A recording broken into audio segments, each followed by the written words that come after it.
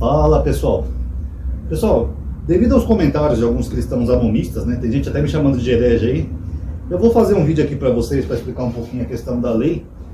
E, como eu estou falando do paulinismo, apesar de eu discordar das posições teológicas de Paulo, que eu acho que elas confrontam até o próprio Cristo e o próprio Deus, mas uma coisa a gente tem que admitir: Paulo nunca aboliu a lei, tá? Isso aí foi uma interpretação da igreja, e nós temos apenas pseudepígrafes que são atribuídas a Paulo, que dá a impressão que a lei foi abolida.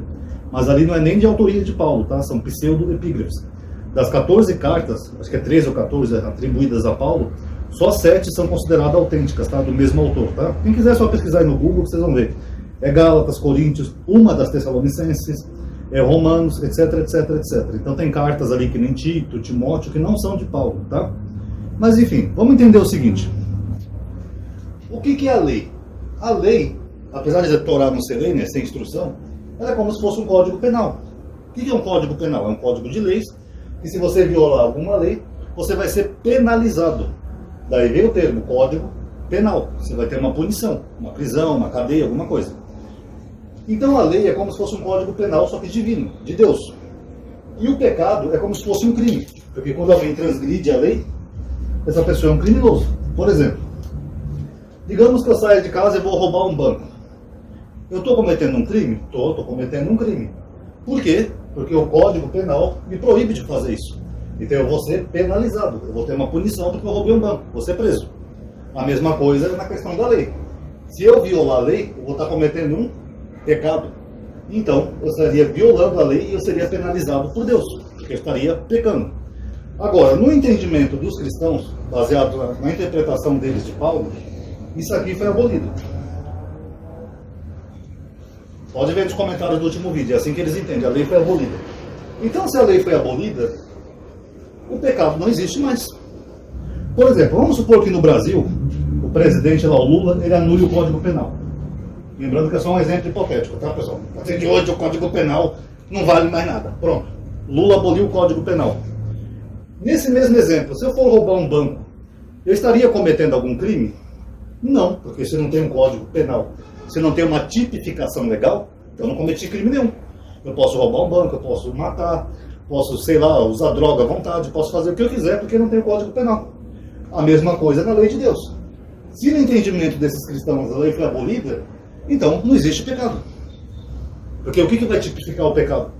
Você lembra lá que eu mostrei que Paulo ele usa a lei o tempo todo? Quando ele fala assim, por exemplo, os ladrões não entrarão no reino do céu. Isso está tipificado na lei, que eles dizem que foi abolida. Então, mas os cristãos não aceitam. Eles falam, não, porque você é um herege, porque Paulo falou assim que a lei foi abolida, não sei o quê, beleza. Então, se a lei foi abolida, eu posso adorar um santo, comprar uma imagem de um santo católico na minha casa e adorar? Porque isso, a proibição está na lei. Agora, se a lei para eles foi abolida, por que eles criticam tanto os católicos e os adeptos das religiões afro? Tem gente aí que pega até marreta para quebrar a imagem de santo, a imagem do candomblé. Por quê? Não foi abolida a lei? Qual é o pecado, então, em ter uma imagem de Maria em casa? Posso comprar uma bem grandona, colocar assim aqui na minha casa e fazer um altar. Se a lei foi abolida. Eu posso, então, já que a lei foi abolida, arrumar um namorado? Porque se a lei foi abolida, por que eles implicam tanto com os homossexuais? Inclusive o pastor Eurico, né, lá em Brasília, está querendo revogar o casamento civil homoafetivo, né? Eu fiz um vídeo sobre isso lá no Esquerdopata, quem quiser olha lá, explicando por que isso é errado e é inconstitucional, tá? Perdoe que às vezes algumas palavras travam a língua aqui por causa do meu abscesso. Ué, se não tem lei, se Cristo aboliu a lei, nós estamos na graça, amadinho.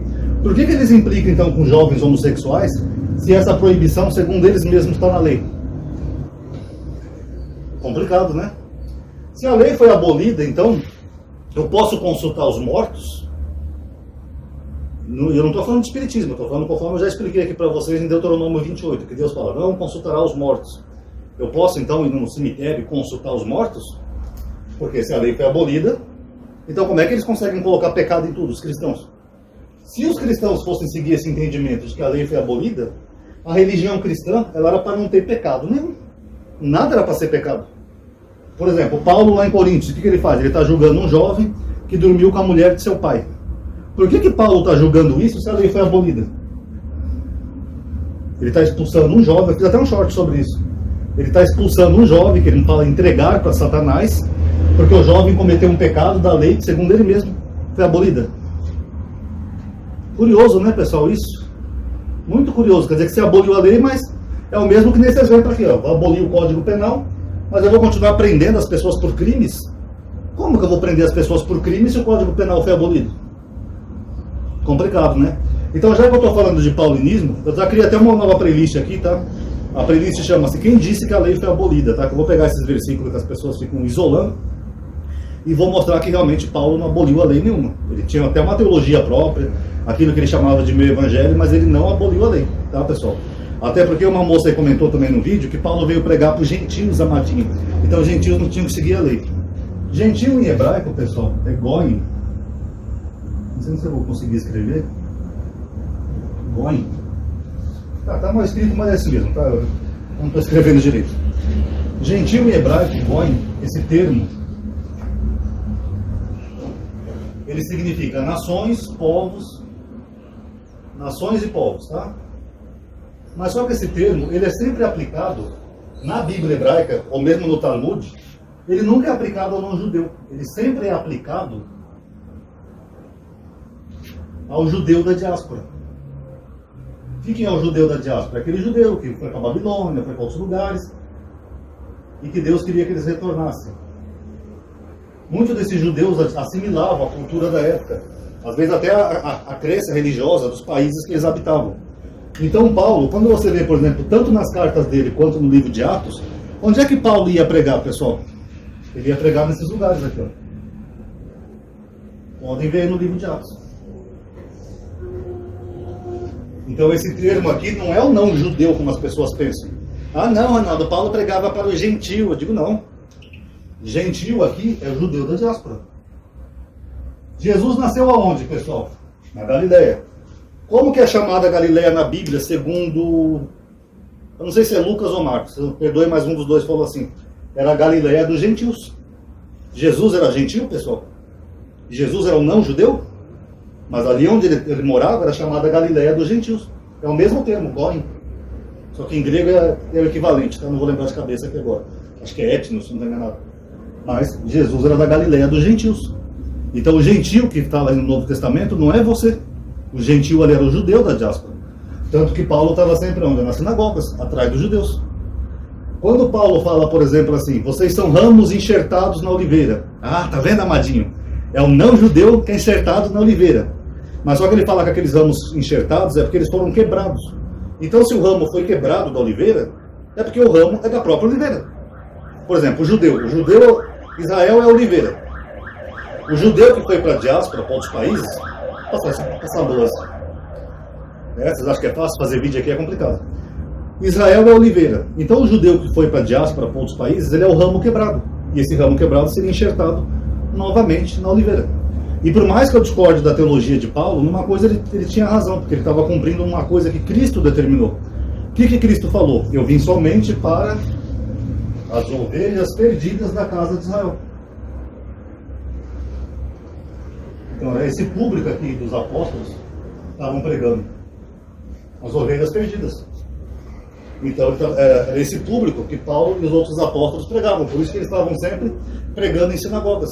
Não é para o não judeu. O cristianismo é uma usurpação. Ah, amadinho, mas tem aquele versículo de João que fala assim: eu ainda tenho ovelhas que não são desse aprisco. Elas ouvirão minha voz e virão até mim. O aprisco que ele está falando ali em João, pessoal, é Israel. O aprisco é um lugar que você guarda ovelhas, tá? Para quem sabe. E o aprisco é Israel. E as ovelhas que não estavam nesse aprisco eram essas ovelhas aqui, ó. As ovelhas perdidas. Em nenhum momento Jesus se referiu ao não-judeu. Jesus nem falava com o não-judeu. Você lembra aquela mulher lá, Síria Fenícia, que foi se aproximar dele, que falou assim que não era bom tirar o pão dos filhos e dar aos cachorrinhos, dando a entender que os não-judeus eram cachorrinhos, não mereciam crédito. Só tem uma passagem que é do centurião romano, mas alguns acreditam que aquele centurião possa ter sido até um prosélito do judaísmo, que era muito comum naquela época, né? Muitos romanos se convertendo ao judaísmo, inclusive o Francis Scanner, tem um canal Multiversal Flaviano, eles já abordaram um pouco essa questão. Então Jesus veio para as ovelhas perdidas. E essas ovelhas perdidas estavam em sinagogas, mas em outros países, fora de Israel, fora do aprisco. Então por isso que Paulo, mesmo tendo uma teologia própria, ele nunca falou que a lei foi abolida. Nós já vimos naquele vídeo Romanos 10:4 e Hebreus 7:12. Agora, se tiverem mais versículos que as igrejas usam, os pastores, para dizer que a lei foi abolida, coloca aqui no comentário que a gente vai analisar versículo por versículo.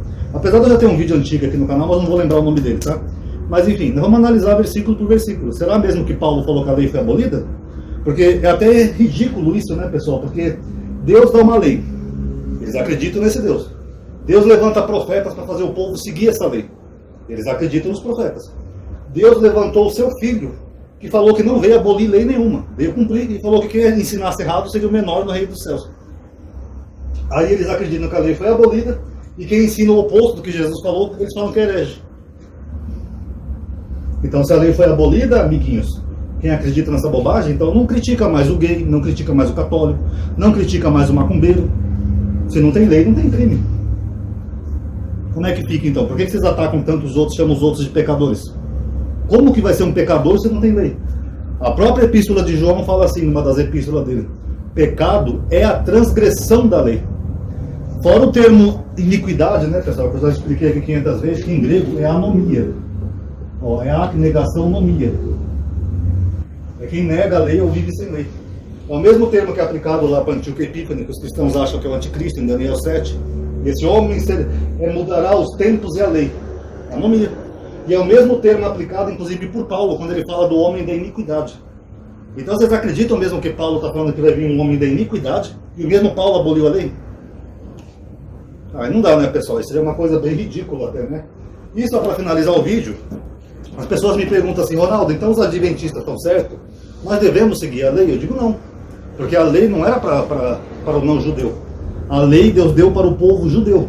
E esses que vocês chamam de gentil aqui, ó, eu já tenho vídeo aqui no canal sobre isso, também eram judeus, eram as ovelhas perdidas. Nunca foi para o não-judeu. Então, tecnicamente, vocês estão usurpando coisas que não são para vocês. Você não tem um versículo de Jesus dizendo que veio para o não-judeu. Tá bom, pessoal? E gentil, mais uma vez, vou até lembrar se eu colocar aqui no final desse vídeo. Gentil não é o não-judeu na literatura hebraica. Gentil, tem até dois aspectos, né, de gentil. Ou é o judeu da diáspora, ou é o judeu pecador, segundo o Talmud. Então, o judeu que estivesse em pecado, fazendo idolatria, alguma coisa, ele também era chamado de gentil. Sabiam disso? Então tá aí. Quem gostou do vídeo, dá um like, tá? Isso ajuda a aumentar a atividade e alcance. Obrigado por ter assistido. Paz a todos.